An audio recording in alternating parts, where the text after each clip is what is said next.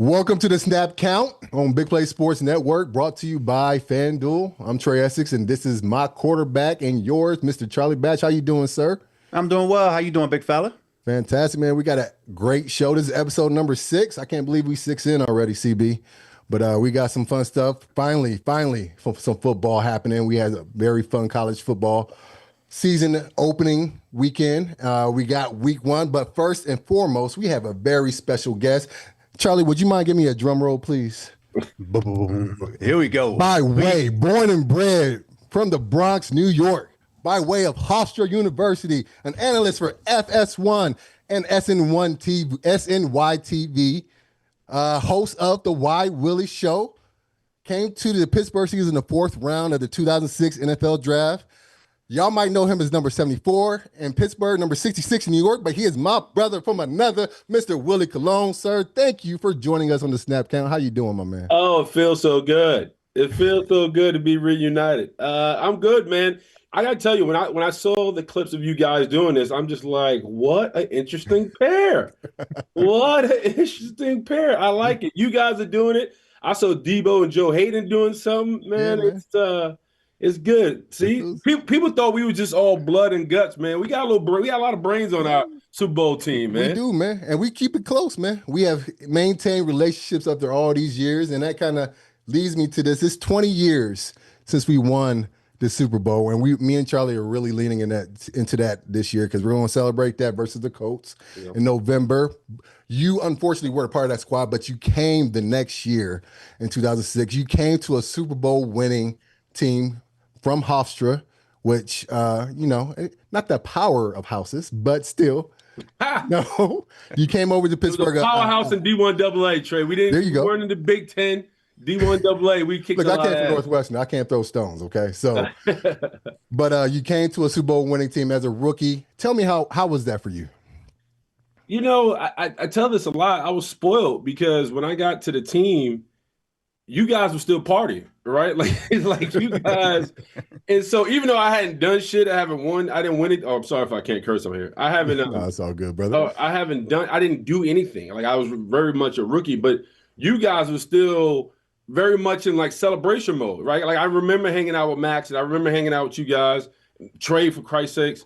And you guys were still getting a general's welcome. So I really rode those coattails, you know what I mean? So getting into the clubs for free, drinking for free, even the notoriety, I didn't think anybody knew who the hell I was, and I was still getting the love. So I was spoiled in that regard. I think I was also spoiled because, we had Russ Grimm right as an offensive line coach, and Russ was very much somebody, I think, because we kind of the same body size, taught me how to play, how to deal with life on the edge and how to play at this level with my size, right? Because a lot of the typical tackles were 6'5", 6'6". And it's so interesting from a ball player standpoint, like, this generation of edge rushers and D tackles, they're all 6 feet, 6'1", edge speed guys. Mm-hmm. The life I had to live in, and Trey, you obviously, and Charlie, the Vonnie Hollidays of the world, the Trevor Prices, the Jason Taylors, those guys are all 6'5", 6'6". You know what I mean? They weren't small human beings. Right. So I had to get acclimated very fast. But I think overall the culture that I was birthed into, and I say this a lot when I talk about my career, I was birthed into a very mature and like alpha culture. Half my locker room, for me, you, Chemo, and Max, we were like young 20s, right? Right. But Marvell, Jeff, and Kendall, they were like late 20s going into their 30s. Red, yeah. Red. So when I was talking about, when we would have these conversations about margarita mamas and all this other nonsense, they would kind of give me the side eye, like, shut up. Like, get out of here, young fella. Like, we don't care about who you bagged and what you was doing. We got football games to win. And so, the second year when I got the nod to start, it forced me to grow up fast as far as my conversation. Now, I was extremely privileged to have you. I was extremely privileged to have Max, because you guys were not only like my big brothers and brothers, you guys also were immersed on what the Steelers was about. So I was really just drinking everything you guys knew and was privy to prior to me getting there. So even when Chuck was around, man, I remember a lot of those inter locker room conversations about what the league was about and how to be a professional. I think one thing that happens in Pittsburgh when you get drafted there, there's a sense that because the team made it, you made it. Right. You know what I mean? Mhm. And you get humbled in training camp. Oh, And real quick so in a hurry. it's right. So, my first one-on-one, God rest his soul, was against Clark Higgins. I got in a fight. You know what I mean? And then Mhm. I remember feeling like, all right, like even though the Steelers had won the Super Bowl, and I remember Charlie and all you guys walking up the field and everybody's like, ha, ha, ha, ha, and all that shit. And then also really like, man, like I want to make, I want to make the team, right? Like these guys have made it, but I haven't made it. So I was fortunate. Like I said, I had the covering of you, meaning Trai and Max and Chemo, but at the same time, I wanted to drink from the same cup you guys drink. So that was a large part of my motivation early in my career. And I know we're talking about, last week we went through everybody, there was a cut day that happened. You obviously was drafted in the fourth round. In your mind, you were still trying to go out there and prove yourself. As you went through that whole training camp, at what point did you realize, well, number one, I can make it at this level, and ultimately realizing that you belonged on this team? Man, so I think I told the story in training camp. I was sitting down with Ike and I was telling him, so remember Marvin Phillips was our center at the time. We Marv, had yeah. drafted Marv. Marv was Wow. great. Me and Mhm. Marv was roommates, and Mhm. we became close. And we played in Arizona. Maybe that's when Arizona opened the dome. They was really proud of their Bermuda grass, like nobody gave a shit, right? And so I remember we had the power play, and we would call cat on the backside. Yeah. Right, I play. I would Right. have that pin you get out. So I remember in the game, and this is so fun. Deuce Staley was at running back, and I remember being on the line. I'm calling. I call Cat for Marv to come back. Mhm. Anyway, I do my thing, do my slam hinge, try to get back, and Deuce gets blown up, and gets blown up, right? And then we run to the sideline, and Rex is like, Russ is like, what the hell happened on that play? I was like, well, I called Cat, right? And Marv, I'm looking at him like looking for the confirmation from him to say I called Cat so Russ can get off my ass. And I looked down the bench and he hit me one of these. And I was like, I'm by myself. I'm by myself. There's no loyalty. I'll remember that vividly. There's no loyalty. And Russ is, beating me up.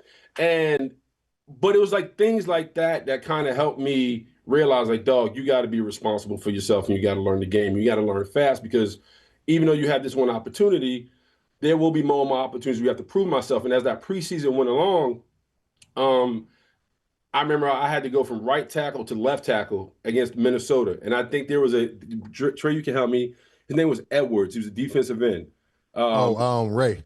Ray Edwards, right. Ray Edwards. He looked like, he's all muscled up, all jacked up. Mhm. And I remember having nerves about that. And not, Russ was like, listen, we know you can play right tackle. We know you're physical enough. We know you have the talent. But if I got to throw you on that left tackle, what does that look like? We need to know. You need to put that on film. Mhm. And so I remember going into that preseason game and like really nervous because I'm switching from right to left, but it's a whole different world from a perspective side and footwork and mechanics. And I was able to hold my own. And I remember Russ coming up to me, being like, in this league, you just can't play one position. I can't Mhm. have you just play one position. You need to know more than what you're comfortable at. And so from out the gate, it was my perception like comfort can't be your ally. You have to do more and you have to expand your brain, you have to expand your reality, and you have to be more of an asset from this team than just being a right tackle. So once I was presented with that, now it was like, all right, how am I going to survive? How am I going to learn? How am I going to be ready when it's time for me to go? So I think for a lot of guys who are, went through training camp, whatever your true position is or whatever your niche is, that's not enough. You have to be able to do more from a physical standpoint, an intellectual standpoint. And I think for me, being able from that first game in Arizona, feeling like I was on my job and then getting Judas on the sideline to that Minnesota game where I was forced to be at left tackle, it just shows you that, this game is all about your range. Right. It's all about range. So that's what I took from that training camp my rookie year. You gave me the perfect segue because as we look at the young boys in Pittsburgh, we know that the season is going to ride with the guys up front, how well they can protect Aaron Rodgers, somebody that's been talked about a lot going into camp. And I know you've had your eye on him as you analyze this game and you analyze Pittsburgh. When you look at the tackles, the young tackles, one start between them at their current positions. Obviously, Broderick played some right tackle, but Troy is now the starting right tackle. Broderick plays left tackle now, his natural position, which he played at Georgia. But no starts at the left side. Troy obviously had the one start last year on the right side, but got hurt.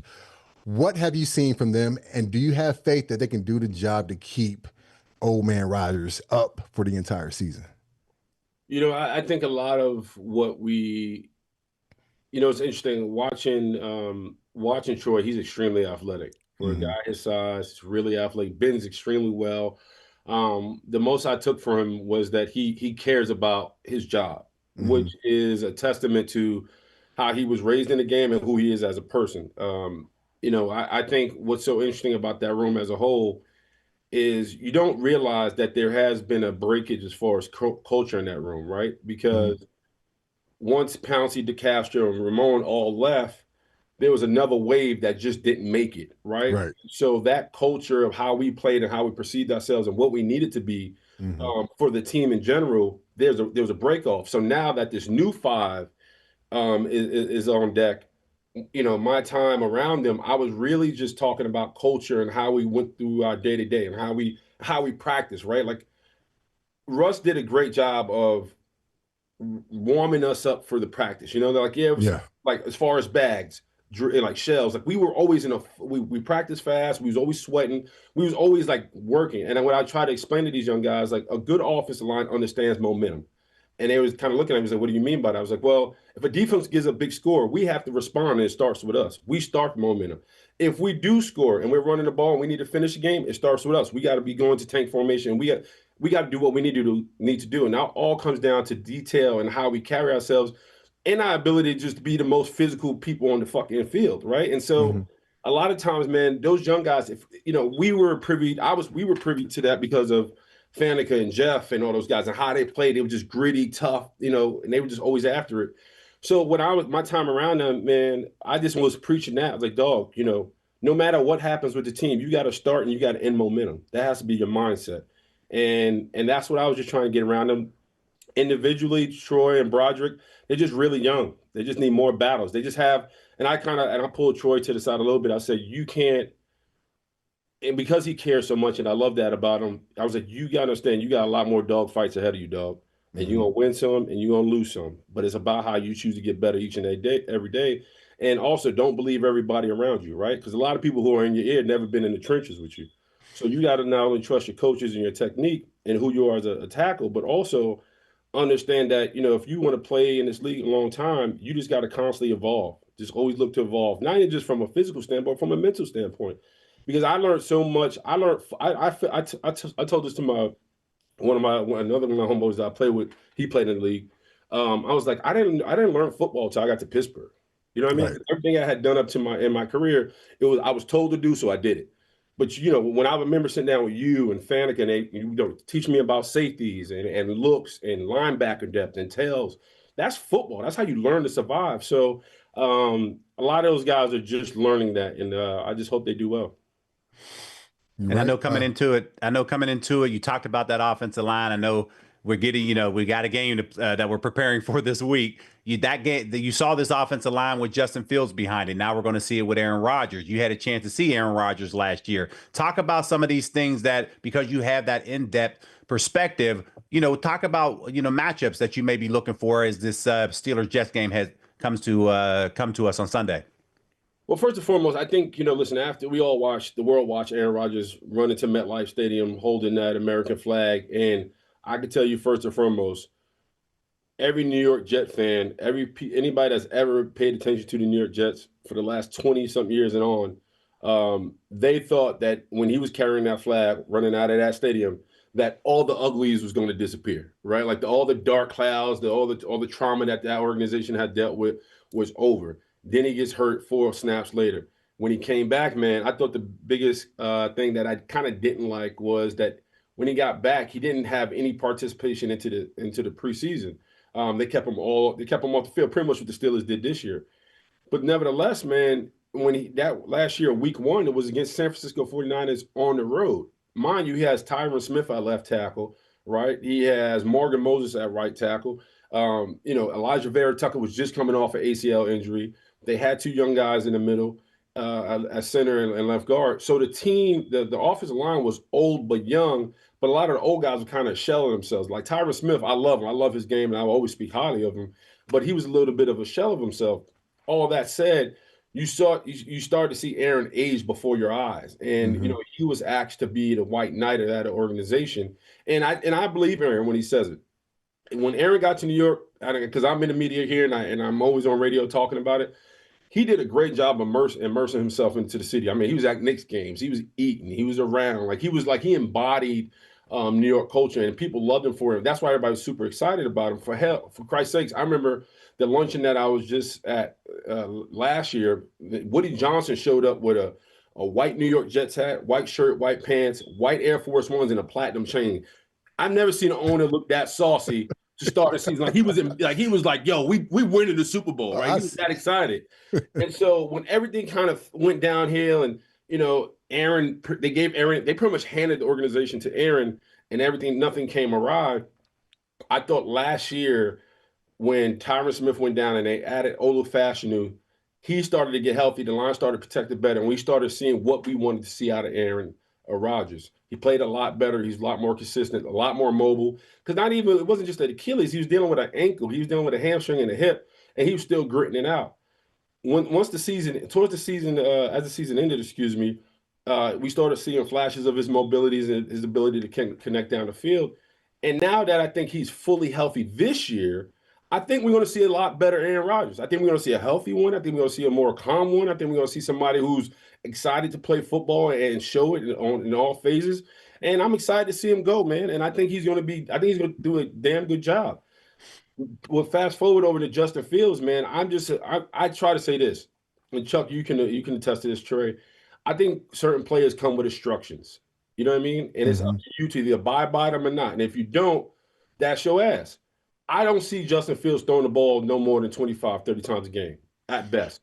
I think he adds a fourth dimension to the run game because the Jets do have three really good running backs between Breece Hall, Breland Allen, and Isaiah Davis. And now you ought to add on Justin Fields. Our offensive line is really good. They're really good and really young. If we can somehow play within that framework and play smart on first and second down where it's not 3rd and 8, where it's not 3rd and 9, where it's really like 3rd and 4 and 35, where he can manage that and stay in that, I expect Justin Fields to play well and do well. And the defense has gotten a lot better. So with all that said, man, I think it's going to be a great matchup. I think I ain't gonna lie to you. I think they're gonna boo the paint off Aaron Rodgers' helmet. That's just New York. You know how it is, Chuck. You know how it is, Trey. But I expect Aaron Rodgers to play well, and I also expect Justin Fields to play well if he doesn't get himself in trouble and the Jets don't get themselves in trouble early. Yeah, we got a very interesting matchup at quarterback, but we can't let you get out of here. We're about to head to commercial break, but on the other side of this, we want to hear your predictions and where your loyalty still lies to this day. Oh, the comic, I get that all the time. We'll be right back after this. The Big Play Sports Network is brought to you by Garage Beer. No bitterness, no frills, no IPA, just beer-flavored beer. Find local retailers who sell garage beer near you by visiting drinkgaragebeer.com. Welcome back to the Snap Count, y'all. Our guest, Willie Colon, is in the building. Hey, Willie, rumor has it that you weren't even a Steelers fan. I heard that when we went to the Super Bowl, Super Bowl 40, your mama, God rest her soul, yes, big Franco Harris fan. Yes, God rest his soul as well. They were rooting for the Steelers, and you were rooting for the Seahawks in Super Bowl XL. Is this true? Yeah, my mama and aunt, who are twins, were on that Steeler train for a long time, and they would talk so glowingly about how handsome Franco Harris was, and Franco and my mama and them. They all got that light skin clan, right? So they all have that walkabout and talk about it. But my mom was in love with Franco Harris and the Steelers, and I grew up loving Lawrence Taylor because I was a Giants fan, and my brother was like the I don't know what's his label for one of those siblings that they go against everything the house is going against, right? The black sheep. Yeah. And so like I like the Giants, you like the Niners. I'm like, bro, you know nothing about San Francisco. You can't even spell San Francisco, right? So but with that said, yeah, so the year before I was going into, as I was preparing for the draft, I had a house in Connecticut. We were all training at. My family came out and watched the Super Bowl, and it was you guys versus Seattle Seahawks. And my mom was like, this, Steelers this, Steelers that. My family was like, Steelers this, Steelers that. And it's like, dude. And part of it because I love Shaun Alexander. Like I watched him in Alabama. I thought he was a dog. And I liked the Seahawks. And I didn't grow up watching the Steelers at all. See, I would have thought you would have vibe with that. You remember the whole Joey Porter, Jeremy Stevens little tiff when Joey went after Jeremy Stevens? Yeah, I didn't care about it because I thought you would have liked that. But I was a Giants fan. They had beat my Giants that year, so I wasn't. No. I was more worried. I was like, whatever. And it wasn't that I hated the Steelers. I just hated how hard my mom was going. Okay, that's what it was. Yeah, they were just going super hard, and then and then sure enough, boy, got the call 131 fourth round to the Pittsburgh Steelers, which I didn't even know where the hell Pittsburgh was. I was just like, where is this? So, you understand? I'm a New Yorker. Like I was all the way in New York. I knew nothing outside of the Bronx, and I didn't like even going to Jersey. Felt like I was going to Florida. I didn't like leaving New York, so it was just. This is who I was. Well, now you've had your loyalty tested a little bit. You've had paychecks from Pittsburgh. You've had paychecks from New York. All right. They play each other this Sunday. Yeah. I know New York is still the one paying you right now. All that being said, where does your allegiance lie? Actually, you know what? I'm not even gonna put you on the spot like that. No, you can't. I'm fine with it because right. You know why? Because I covered the Jets pre and post with Bart Scott. Right. And Bart Scott would sit there on live television and ask him the same question. He's like, "Willie, I hear you talking the Jets stuff, but I saw you wearing a Steelers shirt the other day." So I go back and forth. It happens every time we play the Steelers, and I tell people time after time, listen, when you have as much success I have with the Steelers and you win a Super Bowl with the Steelers, how can I not pledge allegiance to the There you go. Steelers? That's what we like to hear on the snap count. And I also say at the end of the day, like, I love going home, but I didn't have a lot of success. It wasn't like we were going to the playoffs year after year. When I got to the Jets, they had cleared the locker room, right? Mm-hmm. So it wasn't a lot of veteran leadership outside of myself, Nick Mangold, Brickshaw Ferguson, David Harris, Cromartie. And we were, when I got to the Jets in 2013, man, we were the second youngest team in the league. We had a lot of talent, a lot of young, raw talent, but we just wasn't together, and we was nowhere the outfit as you guys were. So, and that's just what it was. Willie, I can't let you get out of here, man. I'm close to 20 years ago, man. I seen you as a young guy. You created a foundation. You have a lot of great supporters that's still in Pittsburgh, obviously in New York as well. Talk a little bit about what you have going on and how people can support your mission. Man, I appreciate that, Chuck. So the hottest thing working for me right now, so for this season, as Trey mentioned, I'm going to be on Fox Sports. I'm doing SNY, covering the Jets pre and post. I got signed to do Good Morning Football, so I'll be on this season of Good Morning Football.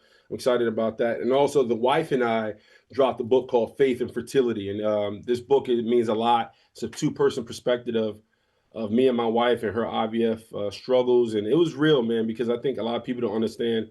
IVF is tough. You can have, I've said this on record, when we were sitting in those waiting rooms, Chuck and Trev, we were sitting down with folks who had the means beyond means. I mean, dressed to the nines. You could tell they never had a worry in their world. They never picked up a silver spoon. Like they were spoon fed everything in their life. Mm-hmm. The one thing they couldn't get or wanted was a child, right? And so the one couple that I remember, there was an Asian couple. They had spent 5 years in that one waiting room hoping for one baby. And then I can remember our own struggles with, my wife being 5 years older than me. And we weren't married at the time. So, even though I knew I wanted to marry her, I was still on the field playing with the New York Jets. And she was nervous, right? Because she's older than me. She wants a child, and, it's her, and part of her stress was like, how am I going to ask, how's this man going to marry me when I can't bear a child right now? And, I'm keeping it a buck. I spent most of my wild times trying not to get a woman pregnant. And the one time I want to get somebody pregnant, I can't. And so there's a lot of back and forth about our relationship, our IVF journey, the struggles she went through, watching, somebody who you love go through multiple miscarriages is extremely tough. And then on top of that, there's so much talked about the torment and kind of the grief that the wife goes through, or the woman goes through. Nobody talks about the male side of it, right? Mm-hmm. And so we get into all that. We get into how we came together and how much we've evolved as a couple and continue to evolve. And I think, IVF isn't talked about. When we were talking about the book and writing the book, everybody that we spoke to, we didn't know they had their own IVF struggles unless we brought it up first, because it's so personal, right? It's just people don't talk about it, they don't talk about it. And, we had multiple doctors close the door in our face, and we had some say, hey, man, I think the only avenue for you guys is donorship. And so we go through all that in the book, man, and it's heavy, and I think people are extremely receptive to it. You can find it on Amazon, and I think it's through it all. And I know I'm moving a mile a minute. Through it all is, even we went through the IVF and the miscarriages. Once we stopped, that's when we was able to conceive, and I think that's kind of the brux of it is that, my wife, because I saw her, it was tearing her up, man. It was from a physical standpoint, from a spiritual standpoint. She had lost a mother during the period of it. I was retiring off the field. I didn't know what I was going through. And like both of you guys can attest to, and I'll be the first one. When you retire, even though you have money in the bank, it's still a grieving period, right? Because so much of your identity and who you are is wrapped up into one sport and the job that you've done for so long. So we had to go through all that. And we talk about it all in the book. And I just hope people give it an honest read. And anybody that is going through IVF struggles, that they're able to read that book and hopefully get some source of inspiration from it.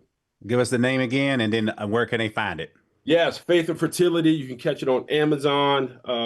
Yes, Keisha and I and the kids. Trai bought the book. Thank you, Trai, for purchasing it. I know he's posted it. And we've received a lot of heartfelt thank yous and for our level of vulnerability. And I think we just want to continue to promote not only our spirituality and our faith and our belief in God, but also love, right? And love for not only each other, but for the process. And realizing that, if you get through it together, you put him first, all things are possible. Yeah, brother. Thank you for that.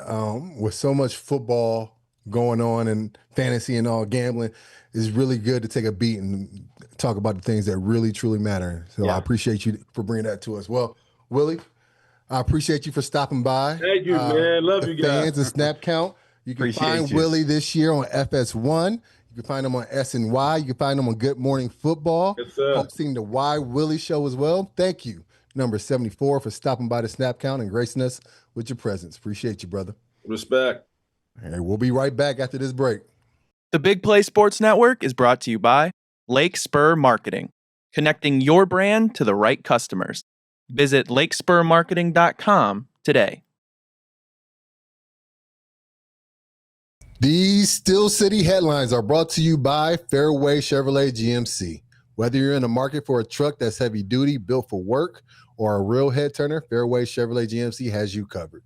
With clear upfront pricing, unmatched inventory, and a team that works to earn your business, Fairway Chevrolet GMC is the place to go. Trucks, SUVs, great pricing, no nonsense. That's the fair way. All right, Chuck. The 53-man roster has been finalized after a couple of moves to put Will Howard and Dante Kent on the injured reserve and bringing back Chuck Clark and Max Sharping. We now have our 53 that's more than likely going to be suited up. Well, 47 plus 53 going to be suited up for the game this weekend versus the Jets. Were there any surprises on your end?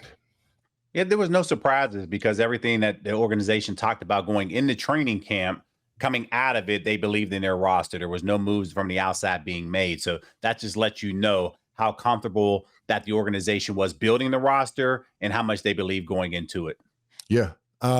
And by the looks of it, by and large, the people that he brought back on practice squad were the same guys they had in camp.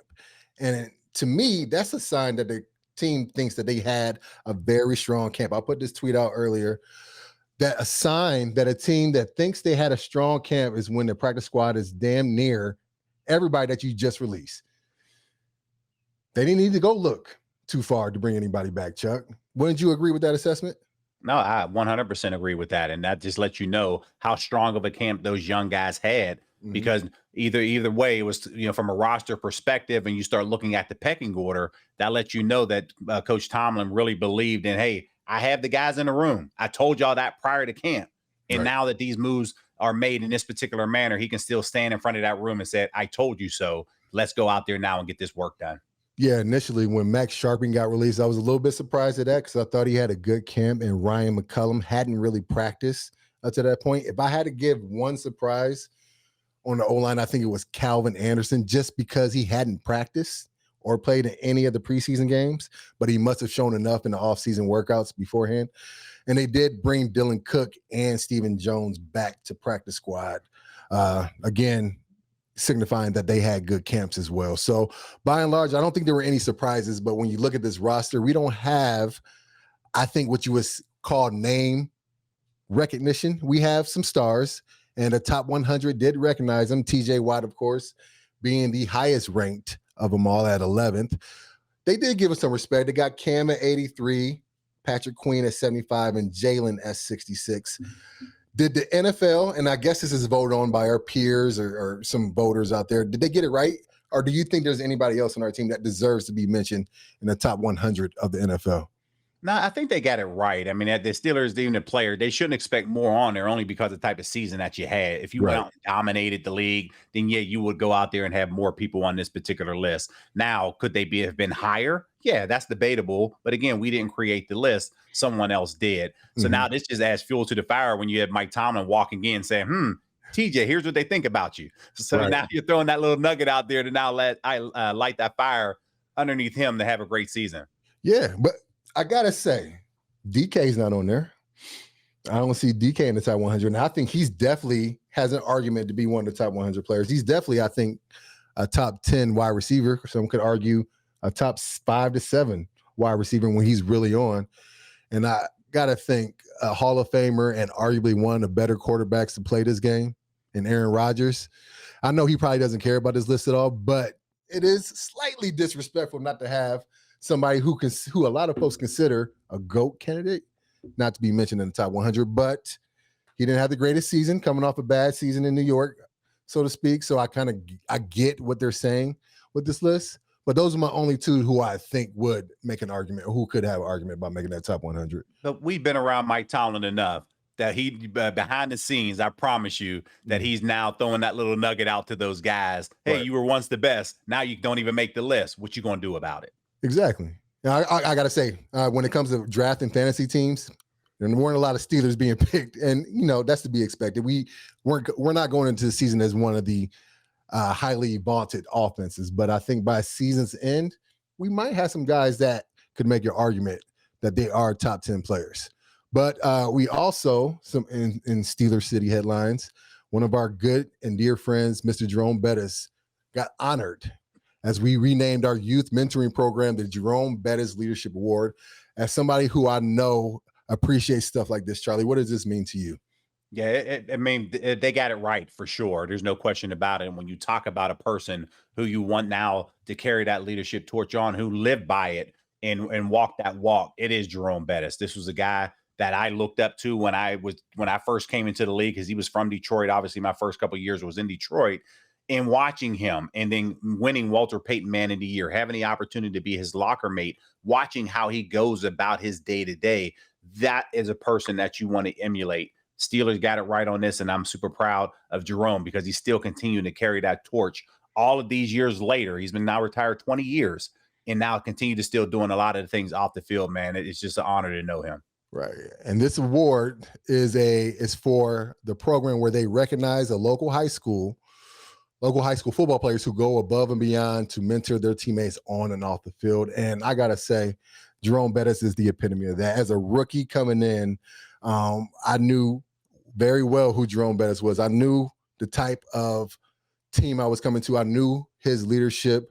And as a rookie, I was a little intimidated coming in. I was like, I got to block for this guy, because if I don't block, if I half-ass it, so to speak, to go into a block, Jerome Bettis is going to run me over, The bus is, I'm going to have some tracks on my back from the bus, And so Jerome always did a good job of helping us young linemen, let us know that he had our backs. And it was a pleasure. One of my greatest memories, I started the game, his last 100-yard game in Chicago, when we saw that epic run where he's running over Lance Briggs and Brian Urlacher on his way to the end zone. You hear Mike Logan saying he had his snow tires on. So it was an honor to block for him, and it's only right that the Steelers honor Jerome Bettis with this type of award. They do. And I think when you look back on all the things that he still continues to do, he's, yes, he has a great foundation with the Bus Stop Here's Foundation, but he supports everybody else. And that's one thing that he's always going to show up. And when he puts his word to it and he shows up, it just makes you appreciate it. And that's just something that I could speak to personally because of the support that he continues to show Latasha and I with Best of the Batch Foundation. He's always come back to be a part of it. So I just thank Jerome, thank his wife Tramika for really just going out there and believing in what we're doing, because he has set the bar so high and everybody wants to emulate that. We're going to get him on the show here soon. I know that for sure. But we'll be right back. There was a big trade that happened over the last time since we talked, and we'll talk about that at the end of this break.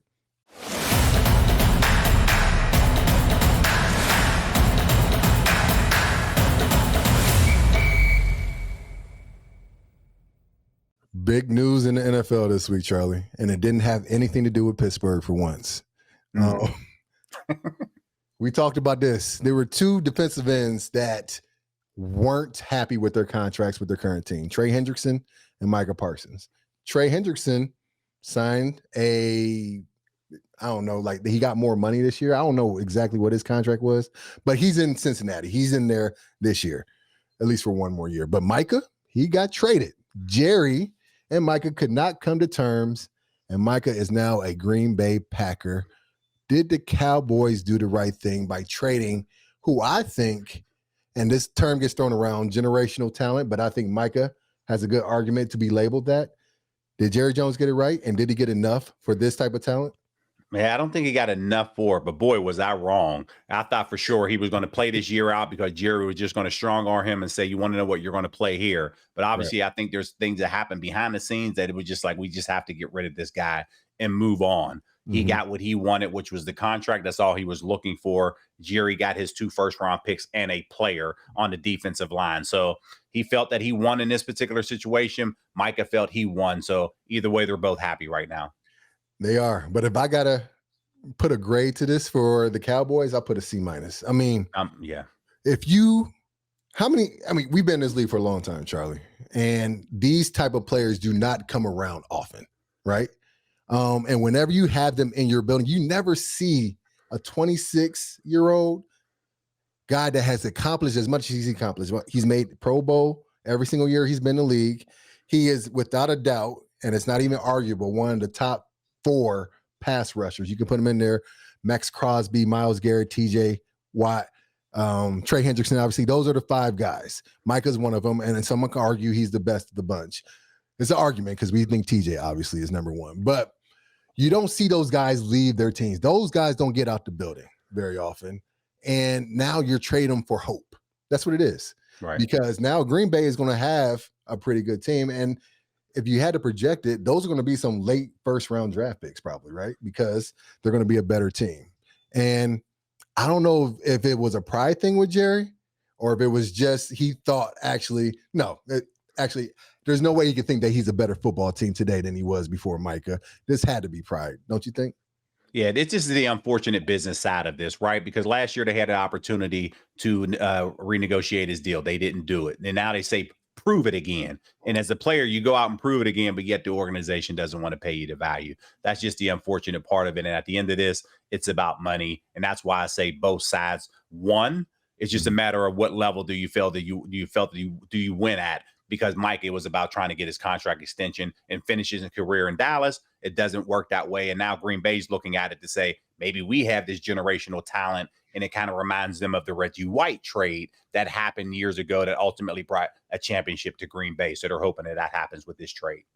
Right. Well, there's no question that he just made our game against Green Bay a little bit tougher this year. But before we even get there, we got this game versus the Jets, and we will have the preview Steelers versus the Jets after this break.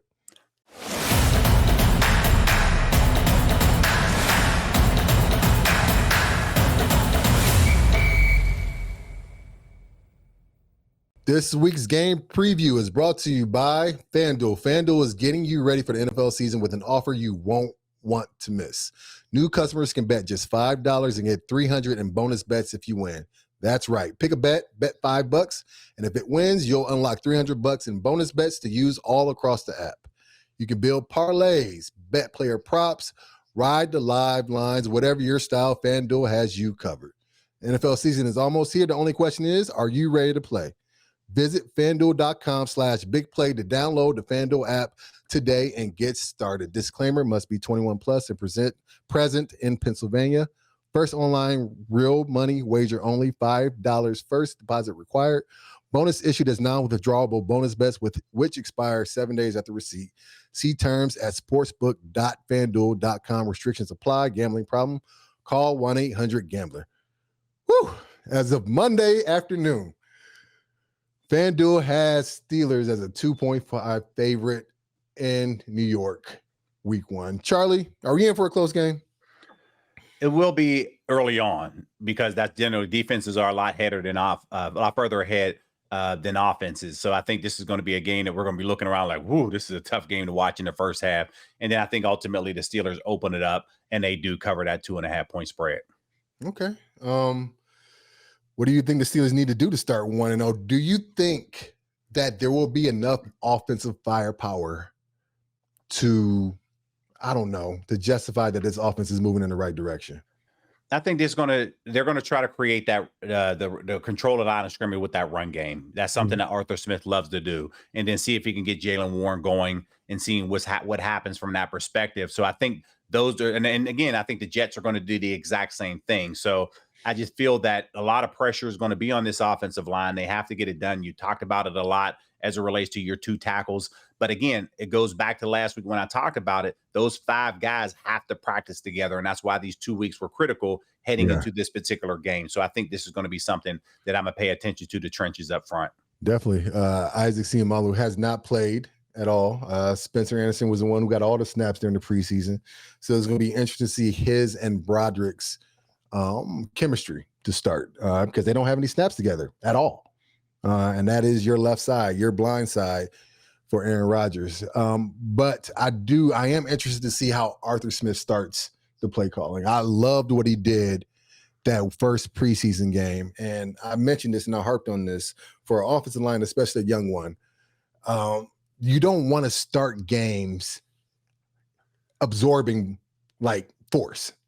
And what I mean by that is you would rather start the game aggressively. That means via run blocking or play action. And that's something that Arthur Smith did very well in those first 4 or 5 plays. Came off the ball with hard play action, got some easy rollouts and some easy completions for Mason, who was starting at the time. I think if we follow a similar suit, I think it's going to give those young boys up front a lot of confidence. I think it's imperative that we get Jaylen Warren and Caleb Johnson moving in the right direction. I think Gainwell is going to be the guy that's probably most ready to go with his veteran leadership. I'm looking forward to seeing some good stuff out of him, especially on third down. I think Aaron Rodgers and him are going to really do a good job on third down. And here's the one thing that I'm going to pay attention to early in this game, because it is the first road game. You know, New York is going to be loud. Mm-hmm. What is Aaron's preference as it relates to how he deals with crowd noise? Does he want to use a snap count or does he want to use a silent count? And if that's the case, now how does the offensive line get off the line of scrimmage, knowing that they're going to be a split second delayed until that, because they cannot hear the snap count? So that's going to be something that I pay attention to early to see how Aaron actually handles that at the line of scrimmage, because we saw, something that Ben always liked to do. He loved to do the silent count where you had the head bob with the center count. But last year, Russell Wilson, that was not something that he wanted to do. He wanted to make sure that he used his snap count. What is Aaron's preference? I'm going to pay attention to that very early in this game. I didn't realize that each quarterback has their own silent count preference. Is that what was your preference as a silent count? I used to love it because it was very consistent and it helped us out as offensive linemen. Yeah, I was like, I love the silent count. Ben loved the silent count too underneath center, meaning head bob, silent one. You 1001. You snap the football. Again, it is each a quarterback preference. Now we know on third downs that's something that obviously every quarterback around the league does, but when you're underneath center, everybody has a different preference. I just preferred that because I felt that those tackles on the outside now can try to time that snap count out and get off the line of scrimmage as fast as possible. All right, we got to get over to these bets. The over-under is set at 37.5. Now, both of these offenses are going to have new quarterbacks manning the position, and a lot of chemistry issues. Do you think, or what is are we over or under 37.5 total points between the two teams? I'm going under. Okay. I really do, just because I think it's going to be a very slow first half. All right. And who will score the first touchdown for the Pittsburgh Steelers in the 2025 NFL season? I'm going John Smith.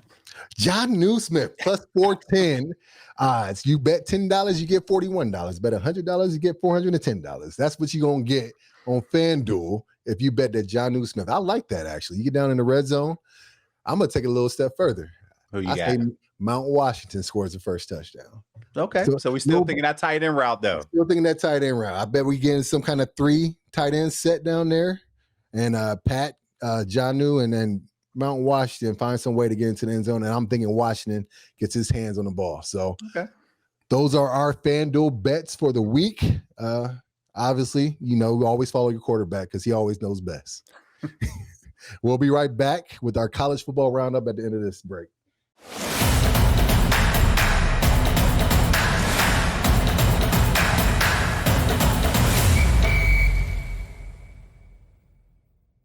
All right, CB, episode 6 in the books, but we have to talk about our alma maters, man, unfortunately. What did Eastern Michigan do this weekend? Because I know what my Northwestern Wildcats did. We laid an egg in Tulane. We did not show up. Purple Pride is at an all-time low right now, so I'm feeling kind of salty about that, but we have our Pittsburgh Steelers to pick us up by the end of this week. How did your squad do? Mine pretty much laid an egg as well. We lost to Texas State down there, so I don't know, that the time difference made a factor in the game or whatnot. But either way, we got down early and we just could not come back. So it was tough. It was tough. So hopefully we rebound this week as we get ready to take on Long Island home. We can wallow in each other's sorrows this week, man, as our college teams just can't get right. But before we get out of here, predictions. What is your score for this Steelers-Jets matchup? I think, like I've talked about before, that I think the game gets off to a slow start. I think we score a touchdown early, and we actually win. The Steelers win this game 24-13. Okay, you right underneath the 37.5, like literally 37. Yes. You called it. Okay. Who you got on it? I like that score, actually. I think it is a 2-score game for us, but I'm going to go 24-10. Okay. I am with you on the under on the 37.5, but I think we win at 34-10. So. But as always, it's great chopping it up with you. Thank you again, Mr. Willie Colon. Don't forget to get his book, Faith and Fertility, on Amazon.